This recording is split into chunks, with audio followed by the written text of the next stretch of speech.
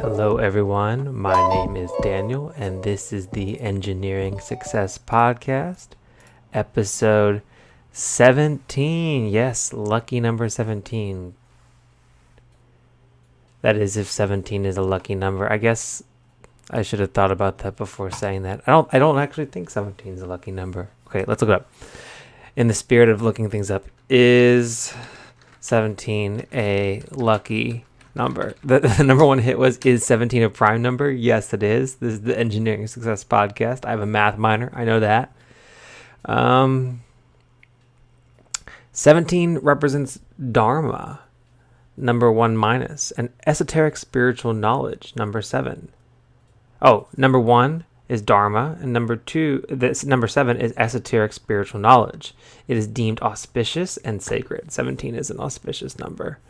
And in Chinese, it's you're lucky if number 17 is your life path number, as it is a number that brings good fortune. So, hey, going into Thanksgiving, I'm bringing all of us some good fortune with this 17th episode of the podcast. Speaking of good fortune, I've had a pretty good time lately. I've been pretty busy, but I will say that I got to do some cool stuff recently. I got to fly on a jet, which is kind of cool.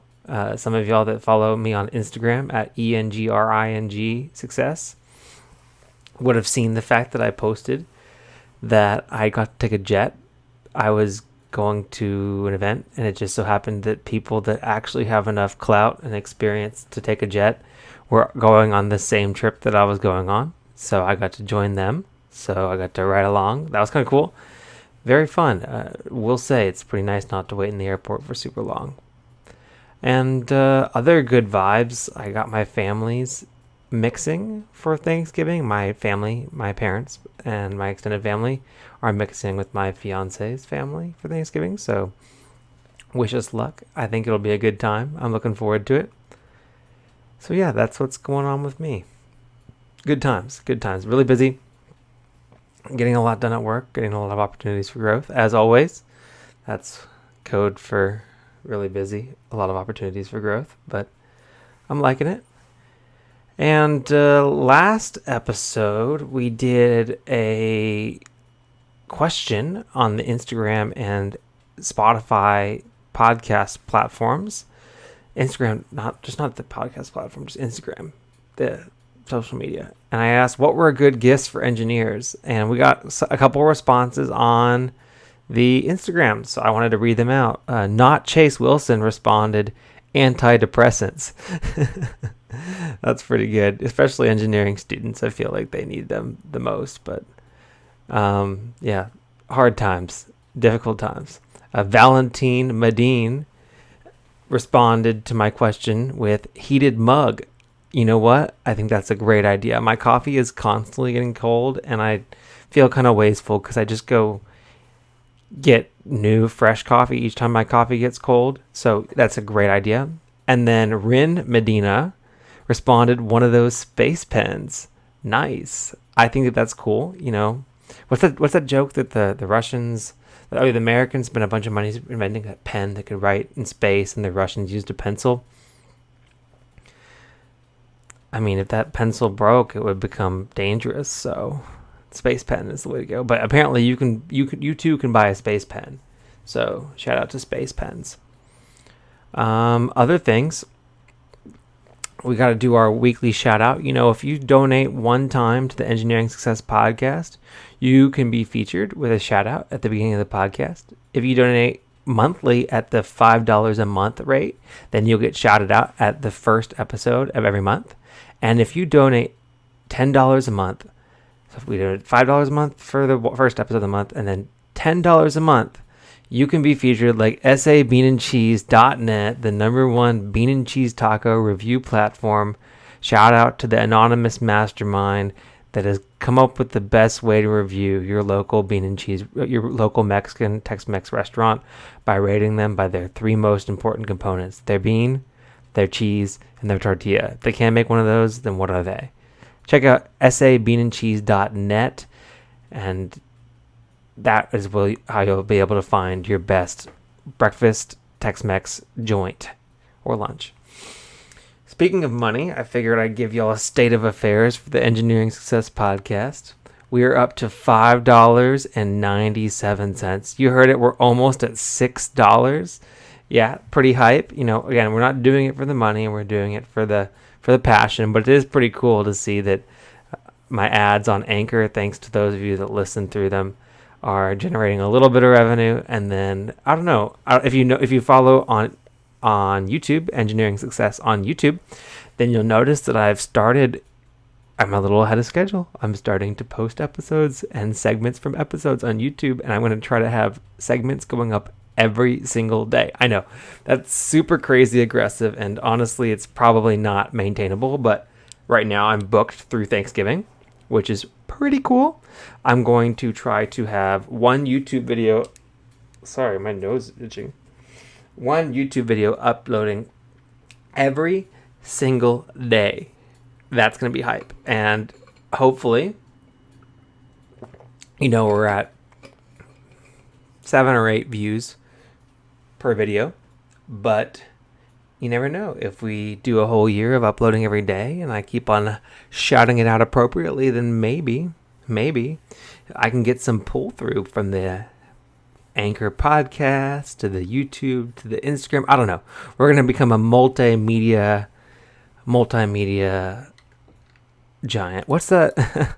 What's that brand that they create in what's that Will Ferrell movie? Step Brothers group. Step Brothers multimedia. I will come up with an organization that will rival Prestige Worldwide. And I don't know. I mean, it's going to be multimedia, and it's going to be more prestigious than Prestige Worldwide. And I think my content is better than Boats and Hoes. So shout out to Engineering Success. All right. Well, you've heard me ramble for long enough. I hope that you are doing well this week. We're going to kick it to the ad break because that's what I do. And then we're going to start with our first segment, This Week in Should I Quit My Job? All right, everybody, we are back for This Week in Should I Quit My Job? Now, I had some questions on why this is a recurring segment on the podcast. And I'll be honest, it's kind of an homage to one of my favorite engineering podcasts out there called the Soft Skills Engineering Podcast, and they have a phrase in their podcast that they have the time-honored tradition of recommending that people quit their job. And I don't know, I just thought it was really fun, and I guess this is kind of my own take on it. I'm not admitting to openly stealing ideas from them, but yeah, This Week in Should I Quit My Job? Theirs is just like they do a couple questions and they give advice, and sometimes they tell people to quit their job, but here we're just starting with the premise of quitting the job, and then we have the question and the advice. So here we go. This week in Should I Quit My Job? Question asker says, this is on our Ask Engineers, new hire is making $10,000 more than most engineers in same position. I just found out that a new hire with no experience makes $10,000 more than engineers with the same title and 2 to 3 years experience, and slightly less than others that have 5+ years of experience and additional responsibilities. There are 8 engineers in our department that is understaffed, and 2 of them put in their 2 weeks notice last week. Does anyone have any advice on how to approach management about this pay discrepancy? We don't want to throw the new guy under the bus since this is not his fault, and he seems like a pretty nice guy. I'm waiting on my PE results to find a new job, but I feel like I may have to retake it next year, so I might be in this position for a while longer. 3 to 4 of us are going to meet up to discuss what our next step should be, but if anyone has similar experience, I would love to hear how you handled it and how it played out. So I don't have any similar experience, and I haven't handled it, but I do have a podcast where I can provide unsolicited advice. So here I go. So first of all, shout out to you for not wanting to throw the new guy under the bus. It is definitely not their fault. And I'd say that we're definitely in a pretty competitive labor market right now for employers looking for hires. So their higher salary is probably a reflection of how competitive the market is for hiring people, and it's also maybe even related to inflation. I'm not. I have a economics minor, but I'll be honest, I haven't been keeping up too closely with inflation. But you know what? I have Google. How much inflation in 2021? Wow, 6.2%, where 2020 had 1.4% and 2019 had 2.3%. Yeah, year to date, 6.2% inflation. That's according to usinflationcalculator.com, and I don't know what kind of bias usinflationcalculator.com might have. If somebody wants to back check that for me, I'd appreciate it. But just for a swag here, yeah, there's a lot of inflation. So that might all, I mean, that's not maybe not $10,000 worth, but the fact that they're making more than other engineers in the same position is definitely a big deal. And this is why a lot of employers don't want their employees to talk about their salaries, but this is even more the reason to have respectful conversations with your coworkers about your salaries. I mean, the reality is that there's, on the business side, there's different reasons why different people make more, and it might be a degree that they have, or a program, or hiring at the time. But it sounds like the fact that they're making more means that the other people have been on a hiring on a raise freeze, or they haven't been getting additional compensation that keeps them in line with what market is. And I think that it's really cool that the 3 or 4 of you are meeting up to discuss what your next steps would be. So I think the reality is that your current employer needs to compensate you more. And the reality is it might be very difficult for them to do that, but it's probably also going to be even more difficult for them to replace all that experience, considering the fact that they paid a new hire $10,000 more. So it sounds like your employer has gotten themselves into a little bit of a pickle, and your department's understaffed. And I don't know what the situation is for your company budget wise, but yeah, those guys with more experience should be getting raises.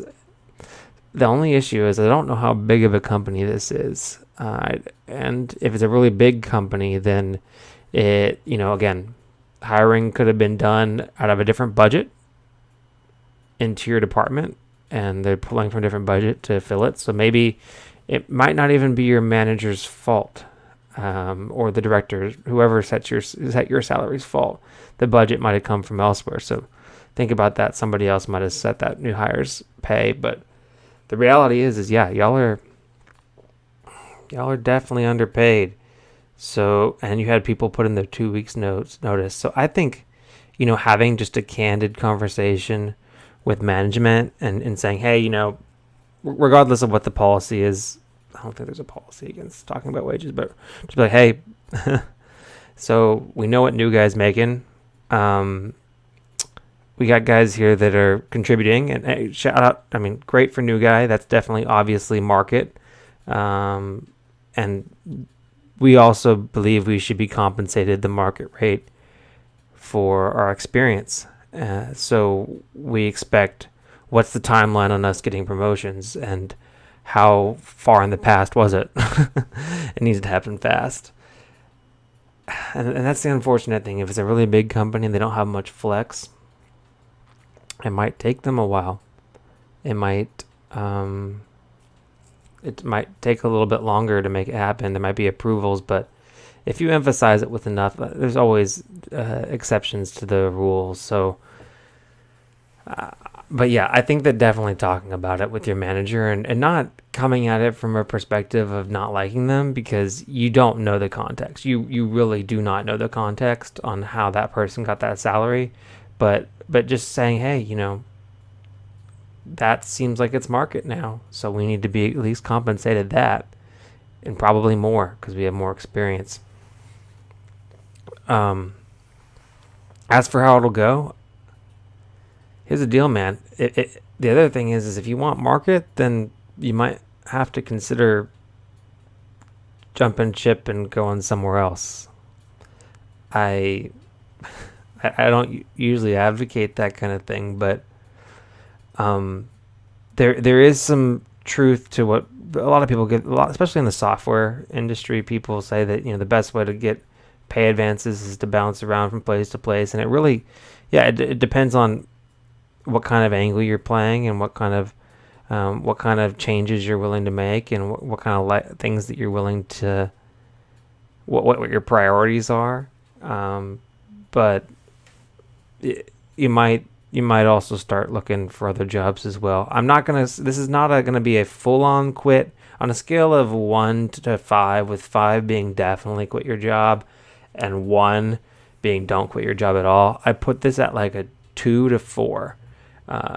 2 if you just want 2 because you're going to go and ask the question first, and then we're approaching that crazy 4 territory if your manager just completely ignores you and treats you worse because you had this ask and gets mad at you for having the conversation, because they shouldn't.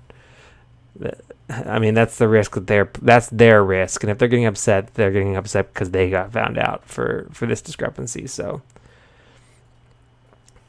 that's 6 minutes, 7 minutes of me rambling to say, just have the conversation with your teammates and come in with a positive mentality. Don't come in completely indignant. Just come in just wanting to learn and just recognizing that your manager is put in the position that they're in, and there might be things that you don't know. They might be limited to a certain budget, and they had to negotiate with this person to get them in. But also be ready to negotiate with them, and if it really is going to hurt you, that if they can't do it, then they can't give you a raise, then be prepared to start looking elsewhere. And then maybe you'll have a little more leverage. But yeah, I wish you the best of luck. It doesn't sound like you were upset with your pay beforehand, but now you know. So you have every reason to want more. So best of luck. Next one. People who hire or manage new mechanical engineers. What skills are most lacking in new or recent grads? If this is going to offend you to read, please don't. I'm looking for candid answers, regardless of what they are. If you hire new grads or supervise them, what skills do you find most lacking? I would prefer concrete answers, like they can't use Excel versus rants. They are so lazy. But I'll take either one. Literally be as specific as you want, even if it's just to the job you do or supervise. Like one piece of software that no one else uses, if that's really the answer. Bonus internet points if you tell me what a new grad in an interview could say that would make you think they're avoiding this problem if you hire them. I am about to be a new grad and want to get into your heads. Edit, I'm reading every comment. Keep them coming. The more perspectives, the better. Okay, this one was really cool, and this is one of those ones where I'm not gonna. I'll react, but I'm actually gonna go and read off the response because I think they're really helpful. So here we go. Here we go. Where is it? There it is. Okay, here. Let me scroll through here and see if I can find any good ones. Here's one.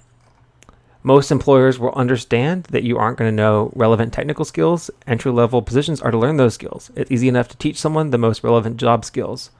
What they often struggle with is soft skills, ability to clearly and concisely communicate technical info.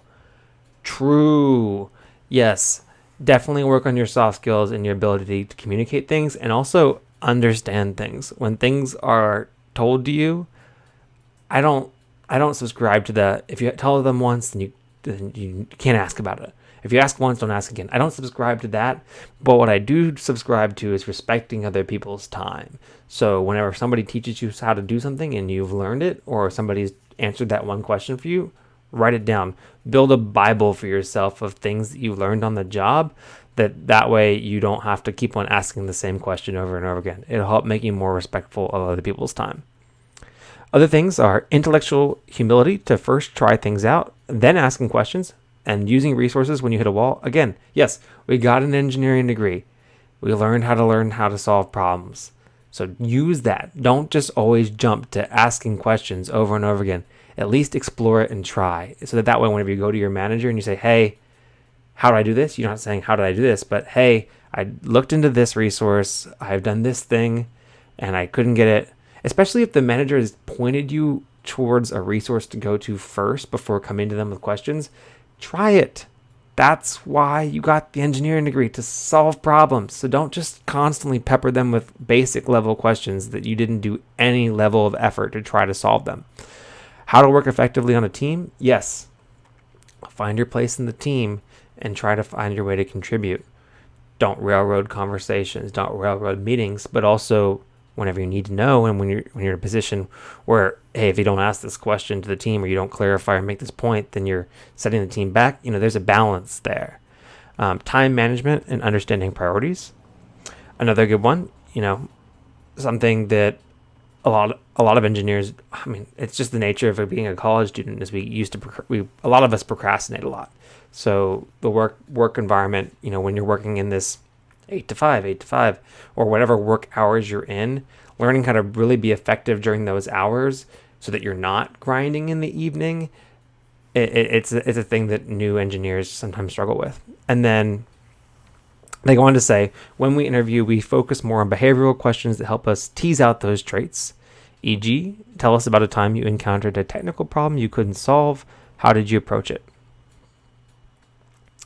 Yeah, that's great. And then somebody commented, want to stand out above the crowd? Be a problem solver first and a problem second. Exactly. Solve problems. Don't be the person that's constantly bringing problems and questions. But doesn't mean you just can't ask questions. It's a little bit of a line there. Here's another one. We added a writing test to our interview process just to assess technical communication. We give them a couple bullet points of information and ask them to write a paragraph. We aren't looking for a masterful writing, just trying to see if there's enough there to work with. Yeah. Practice your ability to write effective emails. And new grads come in and kind of watch the email chains go back and forth. One thing that I didn't even know is, like, if you put somebody in the to box, then they're supposed to respond. And if you put somebody in the carbon copy, then they're not expected to respond. Did not realize that email etiquette whenever I first started working. So learn your email etiquette. Also, generally a faux pas to use BCC, blind carbon copy. Learn that as well. Here's another one.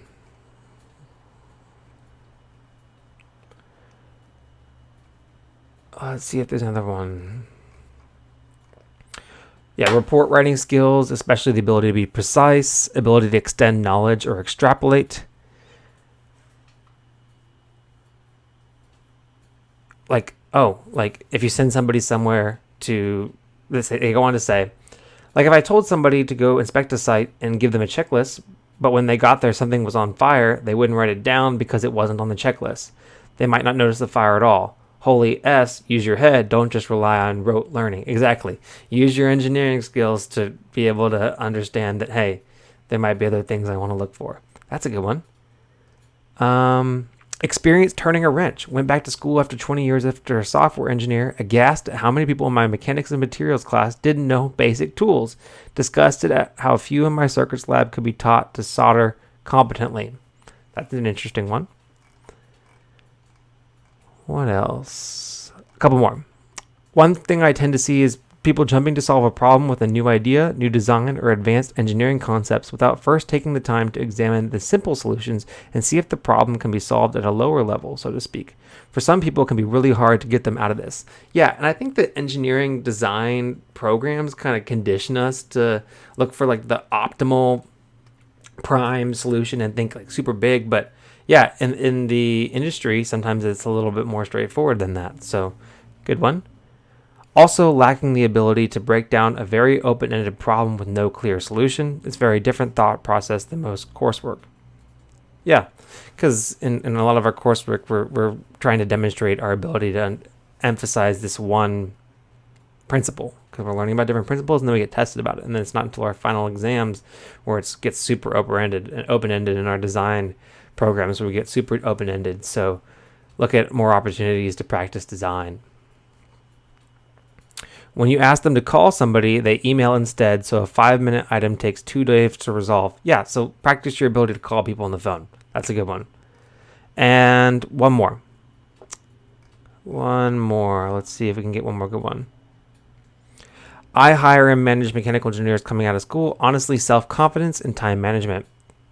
We have a lot on our plate as a firm, and we have to be smart with our time use and keep things going. It's easy to come out of school with the mindset of let me take as much time as I need to get it right, but we can't do that in the engineering world and make a profit. No profit means we go under as a business and everyone goes unemployed. Self-confidence is another. Give your best effort, and that's all that can be asked of you. Don't feel like you have to be perfect or superhuman and then get down on yourself that you're not. And that's something that I had to work on, and I still have to work on. When I make a mistake, don't just get super down. Learn how to make a mistake and just how to take it in stride and keep on moving and inspire confidence whenever you're working. It's makes you much more pleasant to be working with on a team, is the feedback that I've gotten personally. So yeah, inspire confidence. All right, so those are the responses. People who hire and manage new mechanical engineers. What skills are most lacking in recent grads? I think that applies to all disciplines of engineering. So I hope that y'all found those helpful. And again, as always, the links will be in the description if you want to see all the responses. I thought it was a really good one. All right, let's go to high school questions. This one is on Ask Engineers, how do I pick the right engineering field for me? Hey y'all, I'm a dual enrollment high school student and I'm working to get an AS, Associated Science degree. What's an AS? I should know that. What is an AS degree? Associate of Science. Yes, nailed it. By my graduation, currently in my junior year. Oh, you have another year. I've been dead set on engineering since like the 5th grade. Join the club.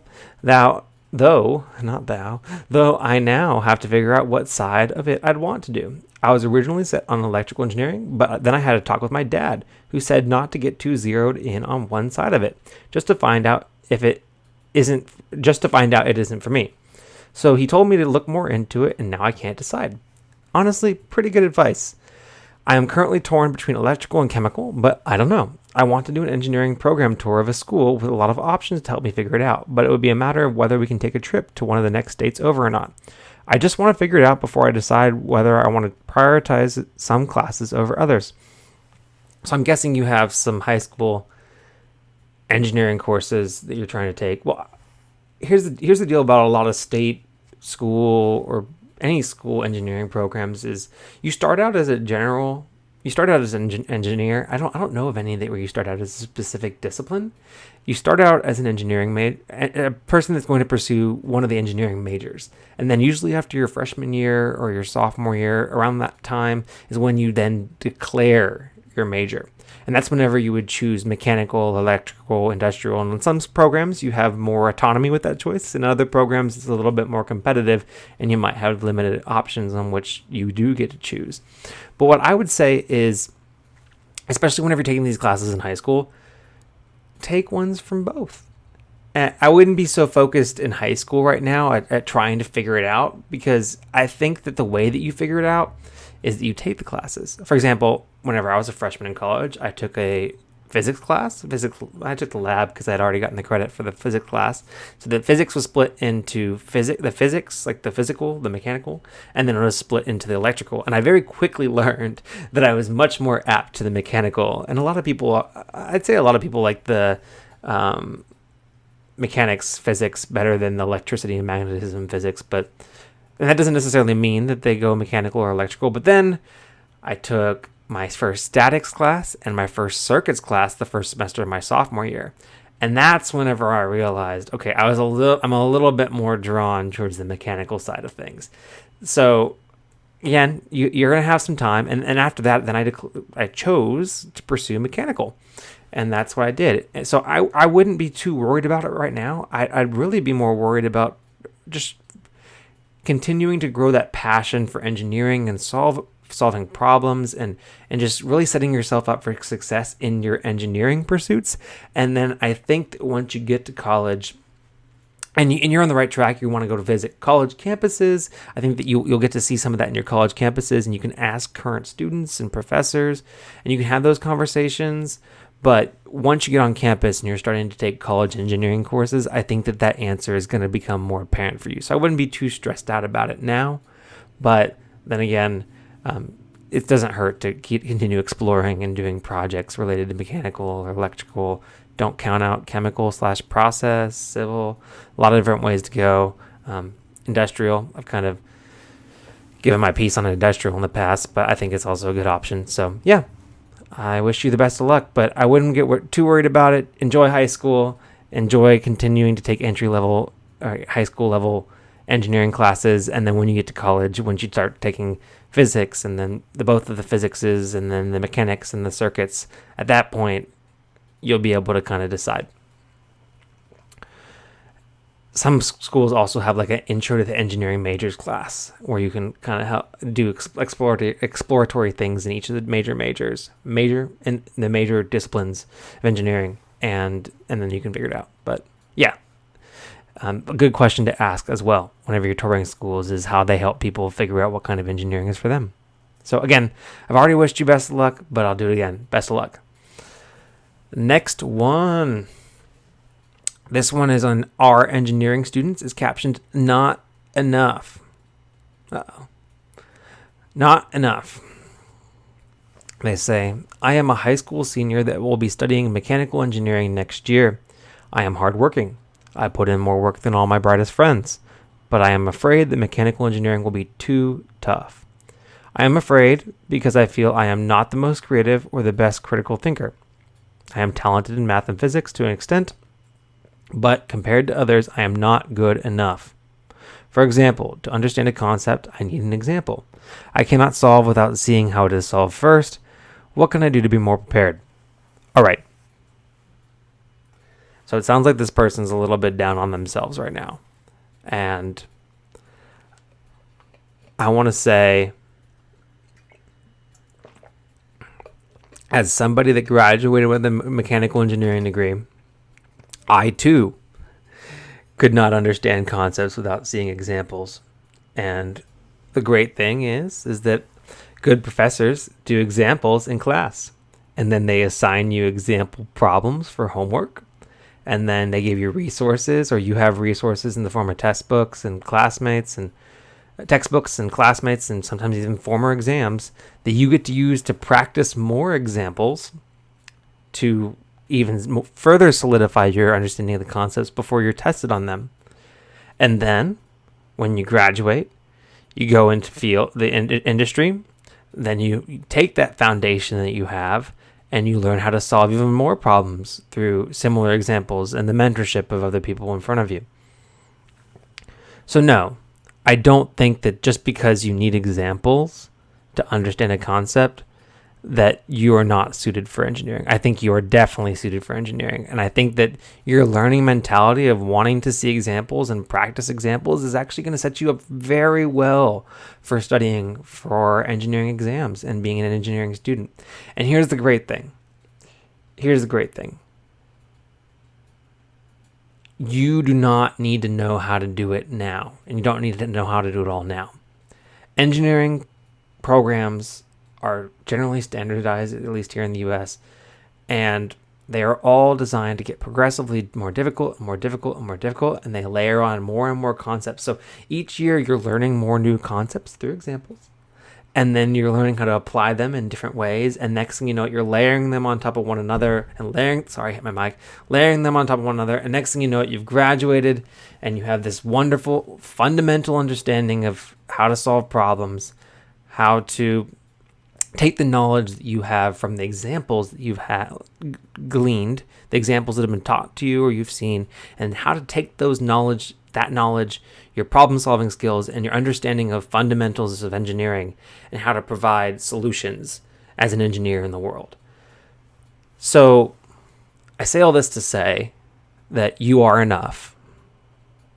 You have a bright future ahead of you, and it's not the quote-unquote brightest engineers that always get the best grades. And it's not the hardest working engineers that get the best grades either. But it's the engineers that take the right mentality and the right approach, which is doing practice problems and being dedicated and continuing to persevere. Those are the ones that are successful in engineering school. And again, you don't have to have the highest GPA to get a job.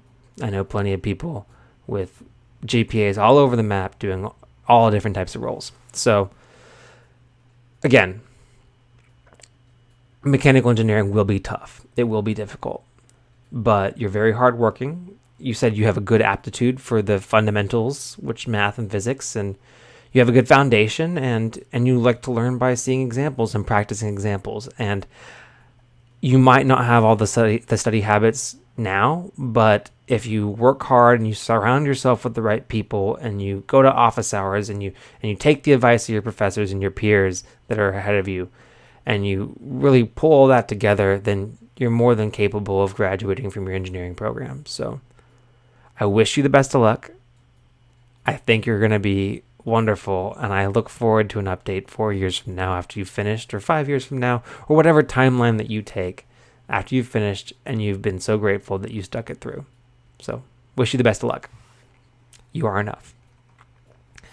Next one, is it worth it? Oh my goodness, guys.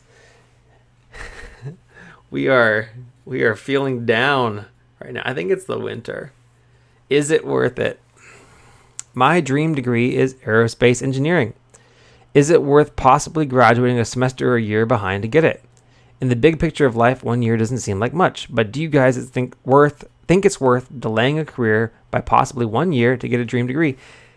Yes, emphatically yes, it is more than worth it. And here's some ways that you can even better make it worth it. 1, don't take as heavy as a load. It'll allow you to have a less stressful time. Your grades will be better. And you can use that time to work a part-time internship during the year and start working earlier and get better experience. Additionally, in the extra summer, for that extra year, you can get an additional aerospace engineering internship. This extra work experience, this extra internship, it will set you up for better career opportunities when you graduate. More internship experience means more lucrative opportunities for entry-level jobs once you've graduated. So yes, it is 100% worth it. 1 year is not much in the grand scheme of things, and there are ways that you can take advantage of that extra year to set yourself up for success. I have a peer of mine that graduated from my engineering program, and he started the same year as me. And then very early on, he realized that he needed a little bit more time to really understand the principles. So he made a plan to graduate in 5 years. So he took a lighter load and he focused really hard, because that's how he learns. He has to learn things really in depth, and he really wants to understand the concept very well. And the result is that he did he wanted to go get a PhD, so he did summer research opportunities at Caltech, I believe Stanford, and then now he's getting his PhD at, where is he going? Let's see. I'm not going to say his name just because I haven't consulted him about it, but let's see.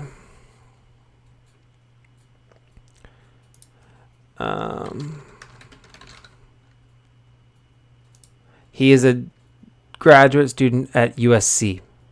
He's at USC getting his PhD, and he did summer research at our university. He did it during the year.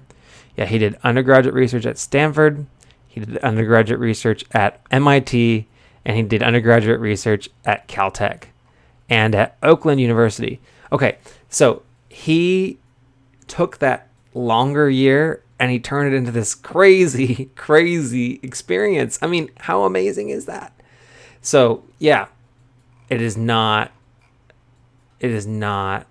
in any way a big deal to graduate a year late. And companies, whenever they're looking to hire you, they're just making sure that your graduation date is in line with whenever they want to hire you. They don't really care about how long it took you to get there, because everybody has their own story. So it is worth it. It is worth it. It is worth it. So here we go. Next one. Why is the dropout rate so high? Again, we're going really down in the dumps with these questions. All right, here we go. Why is the dropout rate so high? Many people go into engineering, but once they get to sophomore or junior year, they drop out for another major. Is it true that engineering requires a lot of commitment? I watched some videos on YouTube about thermodynamics, and that looks so hard. Well, okay, I'm guessing this is a high school kid. So yeah, especially if you don't have any of the fundamentals to understand thermo. Yeah, thermo is hard. Because there's a lot of prerequisites that you have to take before to kind of get the general principles behind thermo.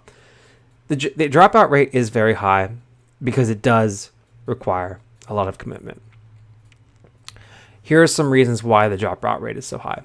First of all, the material. The material is challenging. There are a lot of very difficult concepts that need to be understood and grasped in order to make it through an engineering program. The next one is the rigor. An engineering program has a lot of required coursework.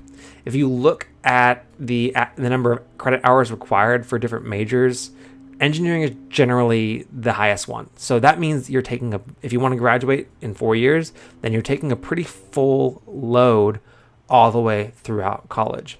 Additionally, that credit hour load is kind of underinflated. And the reason why is because engineering majors have a lot of lab courses. And traditionally, the way that lab courses work is the way that credit hours work is if it's a 3 credit hour class, you spend 3 hours in class, and then the golden rule is you spend 3 times that many hours outside of class studying for it. Then you have lab classes that you get 1 credit hour for, so it only looks like 1 on your transcript, but actually that lab is 3 hours long, and you're spending, the whole 9 hours outside of class working on it. So look at that credit hour disparity and then increase it. It is just a rigorous program. I mean, one semester I was taking 15 credit hours, but 3 of those 15 credit hours were all 1 credit hour labs. So it was like the equivalent of 21 hours. It was crazy. It was insane. And somebody with that same load added an additional 3 credit hour class on top of it. And I was like, what are you doing? It was like taking 24 credit hours. It was insane. And so again, it's rigorous. There's a lot of classes in there. And the other one is that some programs are a lot more learning, and then you just take like multiple choice, or you write essays and you do stuff like that over the material you learned, and you just kind of regurgitate the material that you learned. But engineering, the way it works is you learn the material, you learn the foundations, and then you have to apply it in completely different ways than you've seen it applied before. And other majors do this as well, but that's one thing that makes engineering very difficult, is it's not only the learning of the material, but also the learning about how to problem solve on top of that. And then I don't say this all the way to scare you at all. But yeah, the 2 points of engineering are learning the fundamental understanding and then also learning how to problem solve. Those are the 2 purposes of an engineering degree. And then why else is the dropout rate for engineering so high? Yeah, it's a lot of work. It takes a lot of time. It's difficult material. You have to really study. You have to really study hard to learn how to apply things and really fully understand things to do well on exams. I mean, all of that, and it's a lot. So yeah, that's why the engineering dropout rates so high. The other one is that it's not for everybody. It just simply isn't for everybody. But a lot of people want to see if it's for them because they're told that it's a lucrative career and engineering degrees are great, and they are. So that's the other reason why the dropout rate is so high, is because a lot of people that don't know if it's suited for them start out in engineering to see if it's suited for them. And that is okay. There is nothing wrong with dropping out of an engineering program and realizing it's not for you, because there are plenty of other ways to have a successful career, a satisfying life, and a rewarding life than just getting an engineering degree and working as an engineer. But I will say it's been a nice start for me. So that's why the dropout rate is so high. And yes, it does require a lot of commitment, but don't psych yourself out by watching videos about thermodynamics. That's like sophomore year, junior year stuff. Don't start that in high school. But yeah, keep your head up. Don't worry about it right now. Just kind of take it one thing at a time, and I wish you the best of luck. All right, next question. Interesting. The question is, dramatic pause while I unscrew my water bottle.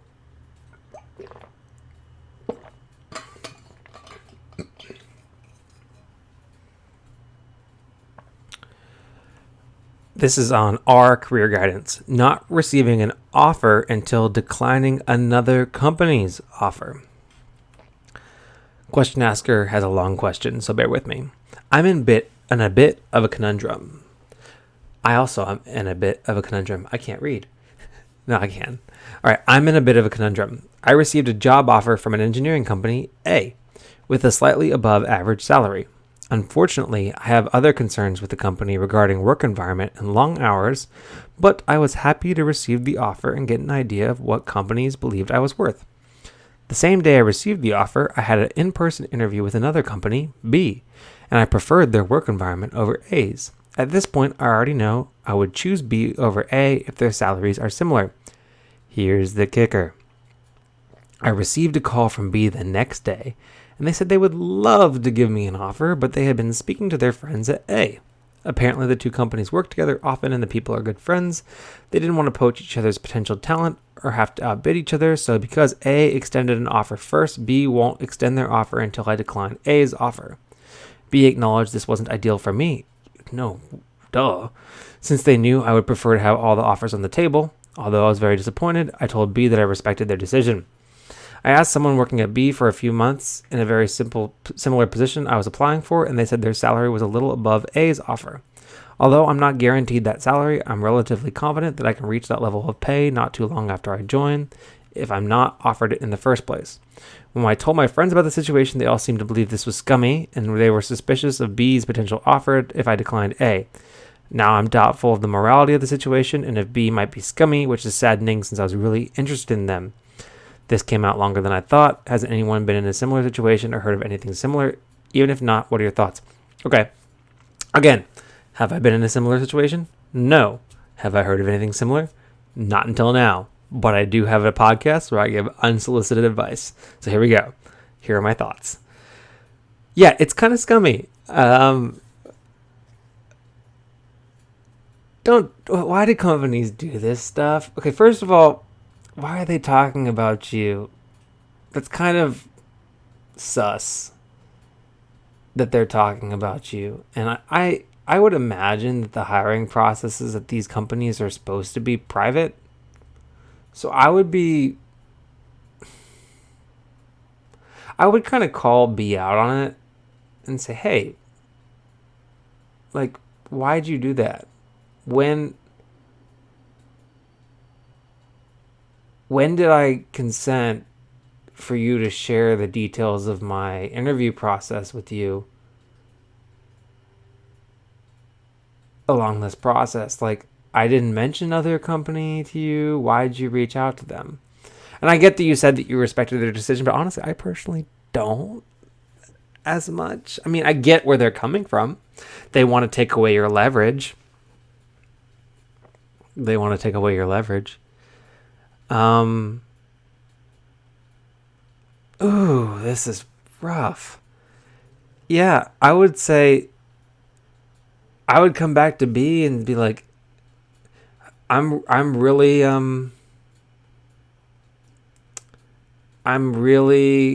saddened to hear that you went and talked to A about my potential employment with you. I didn't realize that was public information. And I don't like the way that this process has gone down, and it's made me, I really enjoyed the culture at B, but it's made me significantly doubt. I wouldn't say it that hard, but that's where my heart goes. I would say, hey, you know what? I need to know your offer. I would like to work for you, but I'm not going to turn down another offer without hearing from you. And are they really going to hold firm on that? They might. Ugh, that's difficult. You know, I'm not in your situation because I have a job and you're trying to get a job. Maybe you already have a job, but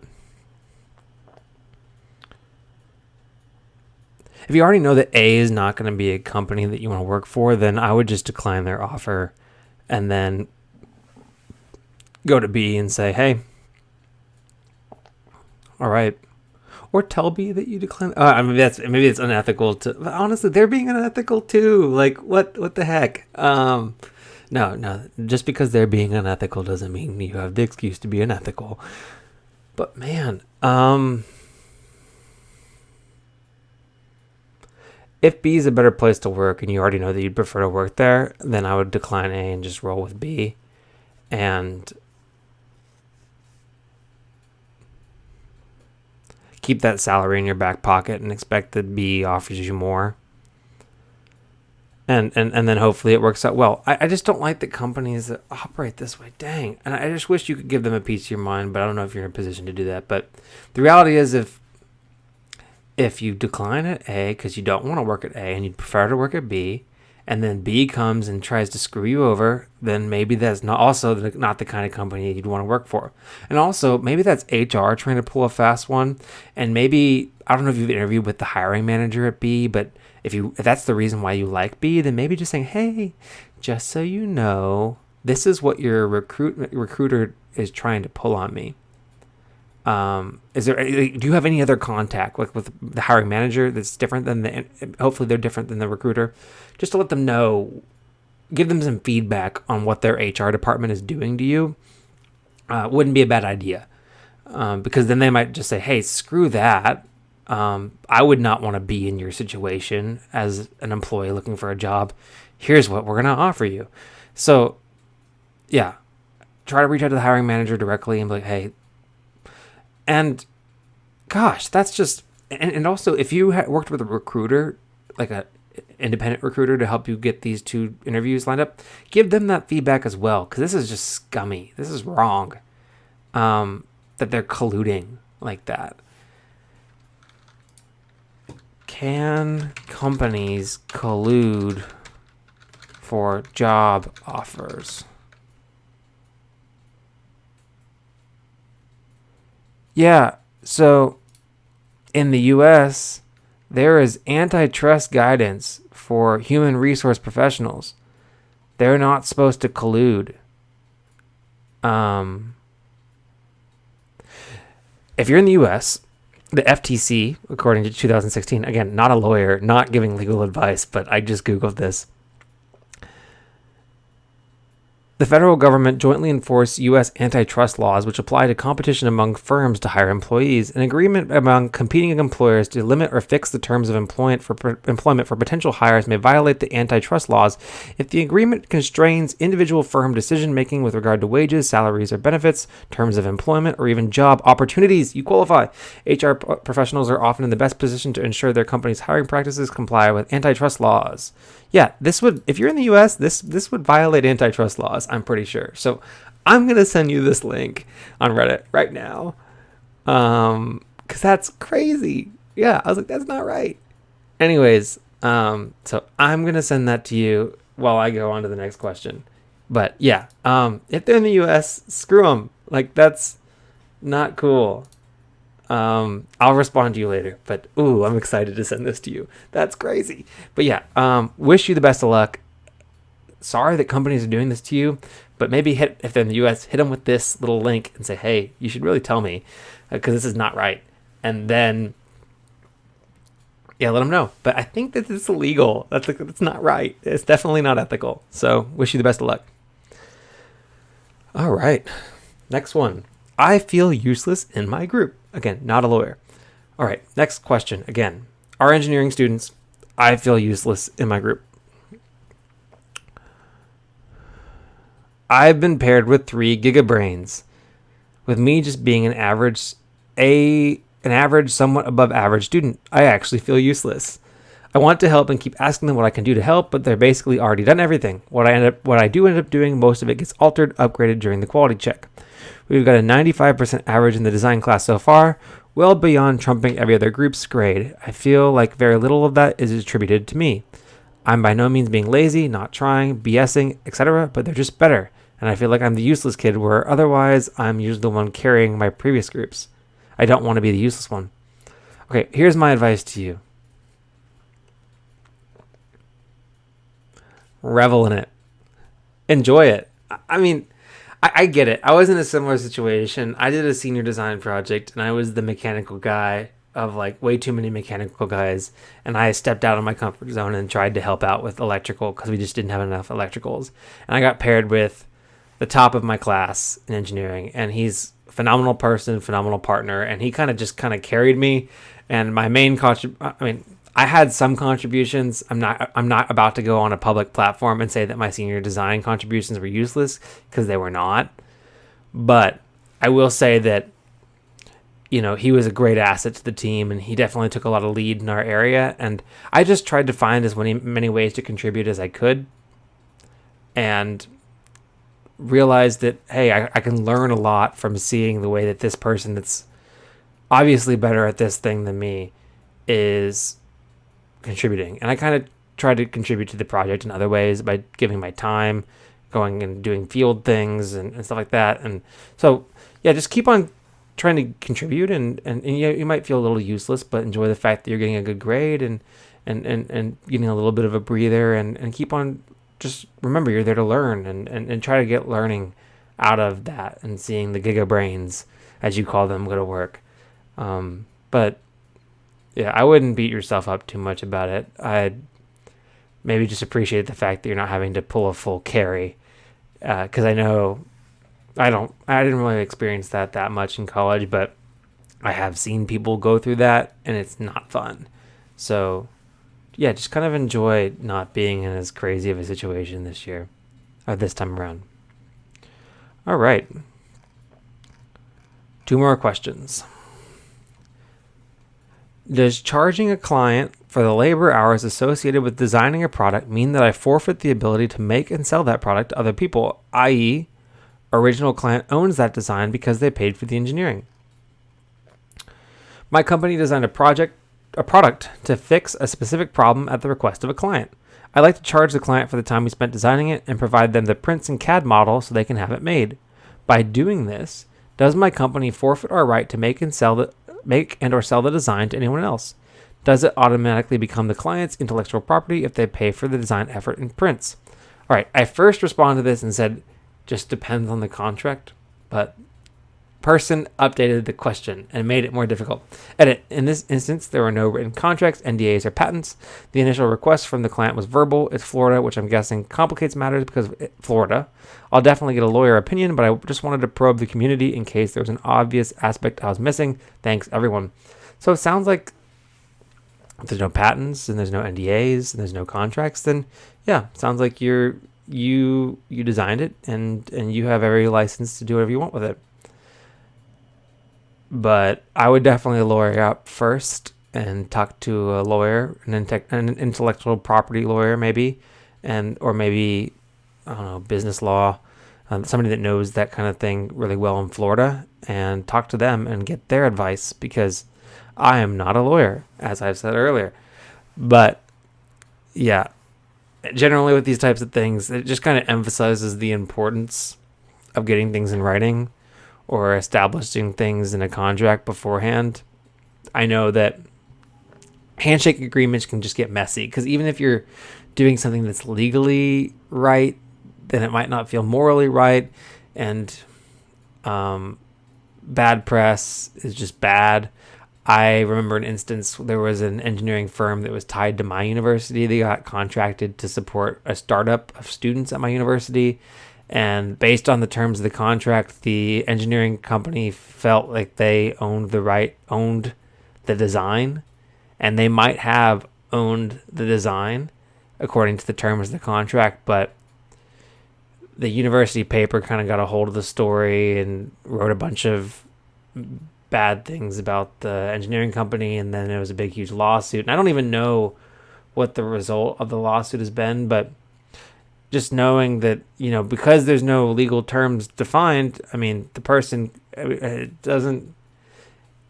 you can sue anybody for anything. So know that you might be opening yourself up to a lawsuit. So it emphasizes the importance of documenting things, because you open yourself up to bad press, to a lawsuit, and then once it goes to a lawsuit, if you don't have any legal grounds established or anything, then it's kind of, I don't know the legal system, but I would just be afraid of the chance that it wouldn't go my way. So talk to a lawyer, kind of get things on the up and up as much as you can, but I'm leaning on saying that, yeah, it's yours. But yeah, anyways, really cool that you got to design a little solution for somebody, and it's marketable and mass producible. I would say in the future, maybe spell out that you own your design in the contract, but lesson learned. All right, last one. I am being offered a promotion to senior engineer without a salary increase. Should I take it? Interesting. TLDR, being offered an internal promotion to senior engineer without a salary increase since my startup does not have the money to give me one. Should I take it? They put the TLDR at the front, which is kind of cool, but I've never seen a TLDR at the front before.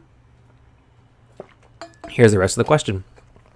I'm a junior engineer at a startup and have been here about 3 years. This week, my boss and I had discussions about my career roadmap, and he explained his great satisfaction with my work, good for you, and that he is going to submit a request to his higher-ups to approve for me to move into a senior role and lead a new R&D program. However, being the nature of a startup, we seemingly never have any money, and he indicated there probably won't be a salary increase with the title change due to the state of things, and that the salary approval is outside of his control. He did tell me if he had the authority, he would increase for whatever that's worth, but I'm torn. On one hand, yes, obviously the idea of being a senior is very appealing and a big step for a career milestone. On the other hand, I don't want to be doing senior engineer work for junior engineer money, as pretentious as it may sound. Frankly, we should be more comfortable talking about money. People like money. It's human nature. Everyone wants to be paid more. Amen to that one, brother or sister. Or, yeah. I don't know how to say this to him delicately in a way that benefits both of us. I don't want to ruin an opportunity to take advantage of a career milestone, but I also don't want a title change to put on my resume. I'm trying to be confident in knowing my worth. Seeking advice. Thank you. So, first things first. I think with startup companies, the name of your role is maybe not as important in bigger companies where different names of roles might take you into different pay scales and pay grades. Smaller companies, I knew one small startup company where everybody that worked for the company just got to make up their own role and they could just call themselves whatever they wanted to call themselves. And I'm not saying that's your case here, but again, I wouldn't get too tied up into the role. But here's some things here's my takeaway. The first takeaway is that your manager indicated that salary approval is outside of his control, but if he had the authority, he would increase for whatever that's worth. So, if I were in your position, I would say yes. I really would be interested in this opportunity to grow and get more responsibility and contribute more to the team. And I just ask that you advocate for me to be compensated accordingly to that. So in one instance, that could be money, a raise, and he can ask you for a raise. But the other thing that startups have that they're more willing to give away than other companies is equity. So you might ask, well, if I'm going to move to a senior, is there any way that I can get some equity? I don't know if you already have equity or if your manager has equity, but if that's something that can be given with raises, or maybe a bonus structure. Again, startups are a lot more flexible, so maybe you can advocate. He can advocate for some sort of bonus structure for you. Additionally, I don't know what your benefits are like, but maybe an increase on your match on your 401k, or just look at other ways to increase your total compensation that maybe you can ask for that are not just a raise, but definitely ask for them to at least advocate for you to take a raise. But coming back to the original question, yeah, if I were in your shoes, I would take it. I'm not one to turn down an opportunity to grow in my career. You've been in there about 3 years. I don't know if your career has been 3 years, but senior in 3 years apparently in software, or 3 years, not just software, but in any engineering, that's pretty quick to get to senior in general. So I don't know if other companies would look at you as senior if you left your current company. But that being said, I think that I would take it and just advocate for yourself, continue to be an advocate for yourself, and tell them that you expect to be compensated accordingly, and that you and just kind of have that candid conversation, because you have this, sounds like you have a good relationship with your higher up, your boss, and that they want to advocate for you. So just continue to express your appreciation for their recognition of your work. Let them know that you have been working hard and you're doing your best and you're trying to grow, and you'd be interested in taking the new opportunity, and that you would expect to be compensated more, and you understand it's outside of his control, but you really need him to advocate for you, and then see what happens. I wouldn't get too bummed if you don't get a massive promotion, but even a startup with minimal money should be able to have some kind of increase for an increased role. But again, I don't know your situation, but yeah, take it and be positive about it and be excited. So yeah, wish you the best of luck with hopefully getting a raise. Please post an update. And there we go. You have officially wasted a perfectly good hour listening to another episode of the Engineering Success Podcast. We're responding to Reddit questions mainly right now, but if you have your own career question, you could write into ENGRing.success, engineeringsuccess@gmail.com. ENGR, just like it would show up in your course logbook, ing.success@gmail.com. Follow me on Instagram at engring.success or engringsuccess. You'll find it either way. And follow me on Twitter. Follow me wherever you want to follow me. Make sure you subscribe to the podcast on your podcast listening platform. Subscribe to me on YouTube to listen to short form excerpts of the podcast. Share the podcast with anybody you think that would benefit from the podcast. And as always, you stay classy. Well, that's a new sign off. But anyways, I appreciate you all, and I'll catch you in the next one. Bye. I'm not complaining, my thoughts get complicated, I cannot explain in layman's. Never losing focus because I ain't chasing payments. Still playing in the basement while I'm working on arrangements. They heard the kid in 50 countries, thank God that's amazing. But I'd rather thank Spotify, they put me on the station.